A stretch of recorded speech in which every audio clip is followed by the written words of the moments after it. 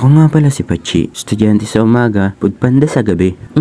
Ngayong araw nga ay mock board examination namin, kaya umaga pa lang nasa school na ako. Ito nga pala yung criminology department namin. Pagkaakyat ko nga, kita ko agad yung pinaka-cute sa batch namin. Dito kami madalas tumambay sa office kapag wala pa yung teacher namin. Ang schedule ko nga pala dito sa school, Monday to Friday may tawad pan Sabado Linggo. Pag Monday to Friday, 8 to 5 PM ako. Pag Sabado naman whole day ako. Linggo naman half day lang ako. Ay nakakapagpahinga pa ako. Ito talaga sa mock board exam namin ay china-challenge ko nga yung sarili ko. Hindi nga ako nag-review niyan. Gusto ko malaman kung hanggang saan yung stock knowledge ko. Iniisip ko kasi dito ko malalaman kung saan ako mas mahina na subject. Pero pag nag-take ako ng board exam, alam ko na yung pagpupukusan ko. Ito nga yung kagandahan dito sa school. Kasi malayo ka pa lang, piniprepare ka na nila bago pa mangyari. Pero pagdating dun, di ka na mahirapan. 6 na major subject nga yung titake ko ngayon. Pero 2 pa lang yung natapos ko. Talaga kayang tapusin. Yung 6 na major subject sa isang araw, 2 pa lang nga ay sumasakit na ang ulo ko. Hindi pa nga tapos yung exam, parang alam ko na kung saan ako magpo-focus. Parang magpo-focus muna ako sa sarili ko. Char! Lagi nga sinasabi sa akin ng teacher ko, kung saan ka mahina, yun ang pagpukusan mo. Katapos ko nga mag-exam, binibigay na sa amin yung examination paper namin para may review material na kami. Yun lang.